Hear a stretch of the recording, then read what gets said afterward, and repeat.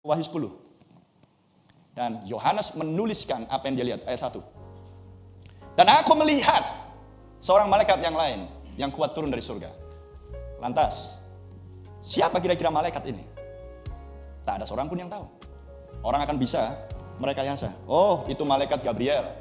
Yang satu berkata, oh itu malaikat Mikael. Yang satu berkata, oh itu malaikat yang lain. Kenapa ada 3 penafsiran? Bahkan muncul dari diri saya sendiri. Kalau saudara mempelajari Alkitab, saudara akan menghasilkan beberapa penafsiran, kemungkinan, dan kemudian Anda berdoa, Tuhan, dari 3 kemungkinan yang sudah saya hasilkan dari pikiran saya, kira-kira mana yang tepat menurut Engkau? Bahkan dari diri Anda sendiri bisa menghasilkan 10 teori. Lantas, jika kita kumpul seperti ini, saya belum bicara seluruh dunia, kita kumpul seperti ini lebih dari 10 orang, kalau masing-masing orang bisa menghasilkan 3 penafsiran yang berbeda, 3 kali 10 sudah menghasilkan 30 penafsiran yang berbeda. Lantas pertanyaan, dari 30 penafsiran yang berbeda, hanya dari 10 orang, mana yang benar? Sebab jika Anda mengatakan, saya yang benar, Bapak ini gak akan setuju. Gak setuju, Pak, saya yang benar. Bapak akan bilang, yang kalian berdua gak benar, aku yang benar, betul Pak ya? Amin. Itulah yang terjadi. Aku pengikut Apolos, dia yang benar. Aku pengikut Paulus, dia yang lebih hebat. No. Hal itu terjadi hanya oleh karena selubung belum dibuka. Haleluya. Jadi apa yang perlu dan kita harus tahu tentang rahasia ini? Kita harus tahu siapa yang akan membuka selubung. Kita harus tahu kapan selubung akan dibuka. Dan kita harus temukan semuanya di nas kitab suci, tidak menurut penafsiran kita. Lantas bagaimana dia akan membuka selubung itu? Itu poin, itu hal yang harus kita ketahui sebagai seorang pengikut Yesus Kristus. Karena jika selubung ini dibuka, maka Anda akan mendapatkan satu penafsiran yang sama. 30 orang di sini, 100 orang di sini, 10.000 orang di sini, 1 miliar orang di sini yang percaya Yesus, jika melihat satu benda yang sama, pasti akan mengatakan, amin. Maka selesailah perselisihan. Tapi sepanjang selubung belum dibuka, maka hanya akan menghasilkan reka-reka, duga-menduga. Dan menduga itu, kalau saya seperti ini. Anda sudah tahu bendanya, anggap aja belum tahu bendanya. Kira-kira kalau seperti ini, menurut Ibu, benda yang dibalik sapu tangan ini apa? Gak mungkin kulkas menjawabnya. Kenapa? Kulkas terlalu besar. Amin? Betul? Gak mungkin komputer menjawabnya, saudaraku. Kenapa? Komputer terlalu besar. Pasti yang mendekati benda kecil. Maka penafsiran manusia secara teori mendekati kebenaran, tapi tidak benar. Ada amin? Haleluya. Itulah sebabnya banyak orang terkecoh, banyak orang tertipu, sebab yang salah mendekati yang benar. Itulah sebabnya Yesus katakan, di akhir zaman akan tampil nabi-nabi palsu, serigala-serigala yang berbulu domba. Dan di Matius 24 dikatakan, Mesias palsu, nabi-nabi palsu akan tampil, mengadakan tanda heran dan mujizat, sekiranya mungkin orang pilihan tersesat. Mungkinkah orang pilihan tersesat? Sekiranya mungkin orang pilihan tersesat. Bisakah orang pilihan tersesat? Tidak. Baca baik-baik nas itu. Sekiranya mungkin orang pilihan tersesat. Sekiranya mungkin.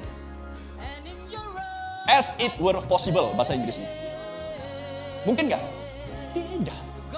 Perkataan itu hanya menunjukkan bahwa sebegitu tipisnya perbedaan antara yang asli dan yang palsu. Saya ambil contoh. Tanpa saudara melakukan penelitian yang akurat, maka ketika seseorang tertawa, kelihatan giginya, maka Anda akan menyangka gigi asli. Betul? Paham? Gigi asli. Tapi ketika malam hari Anda ada di kamarnya, dia ngambil giginya, ditaruh ke gelasnya. Maka Anda tahu bahwa itulah gigi palsu. Paham? Dengan hanya memandang, Anda tertipu. Saya berikan ilustrasi yang natural ini. Lantas, jika yang natural saja orang mudah tertipu, tersesat, lalu bagaimana dengan isi Alkitab? Lantas bagaimana dengan isi Alkitab? Hanya dengan memandang sekilas atau hanya dengan membaca, oh haleluya, Yesus engkau baik, orang yang demikian juga akan tersesat. Apakah mungkin? Wahyu 13 jawabannya. Sebelum kita kembali ke Wahyu 10, saya akan tunjukkan pada saudara seberapa banyak orang yang akan tersesat. Sesuai dengan nubuatan kitab suci, bukan berdasarkan perkataan saya. Wahyu 13 ayat 8. Ayat 6. Lalu ia membuka mulutnya untuk menghujat Allah, menghujat namanya, dan kemah kediamannya, dan semua mereka yang diam di sorga. Dan ia diperkenankan untuk berperang melawan orang-orang kudus, dan untuk mengalahkan mereka, dan kepadanya diberikan kuasa atas setiap suku dan umat dan bahasa dan bangsa. Dan semua orang yang diam di atas bumi. Lihat penekanan Roh Kudus dalam menuliskan. Lihat apa yang dituliskan oleh Yohanes di kitab Wahyu, Yesus Kristus sendiri yang memberikannya. Itu sebabnya tadi saya katakan, satu-satunya kitab di dalam Alkitab yang Yesus sendiri menyatakan dirinya kepada muridnya adalah kitab Wahyu. Berbeda dengan semua kitab yang lain di dalam Alkitab. Hanya Wahyu yang spesial.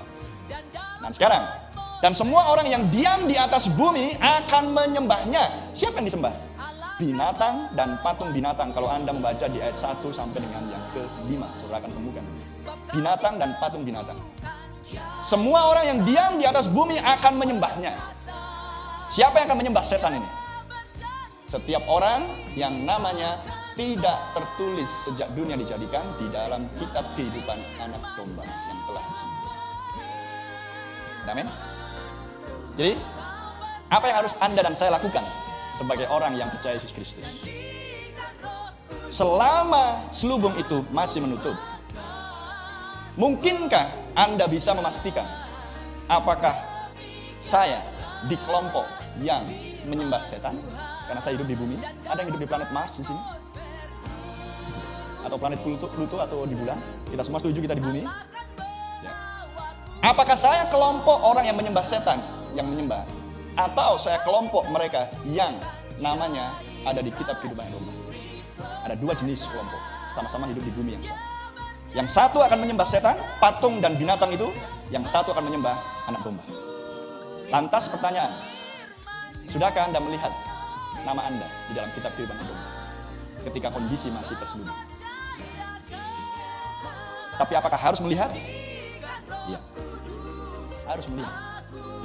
Kalau tidak bisa melihat, berarti kita lah kategori orang yang menyembah setan di bumi. Yesaya 14 katakan, Lucifer, putra fajar itu dicampakkan dari surga untuk menyesatkan bangsa-bangsa di bumi. Siapa Lucifer? Siapa putra fajar? Setan. Siapapun tahu. Jadi setan dicampakkan dari surga, dikalahkan oleh Mikael, dan dicampakkan ke bumi, dan penggenapannya di Wahyu 13. Supaya setiap orang yang di bumi akan menyembah dia. Tetapi akan ada sekelompok orang yang tidak menyembah setan. Siapa mereka? Namanya tertulis dalam kitab kehidupan anak domba. Sekarang, apakah kita harus melihat nama kita di dalam kitab itu? Harus. Sebab jika Anda tidak menemukan nama Anda di dalam kitab tersebut, maka Anda adalah orang yang menyembah setan. Lantas apa yang diperlukan untuk bisa melihat namaku dalam kitab itu? Berdoalah, Tuhan bukakan selubung.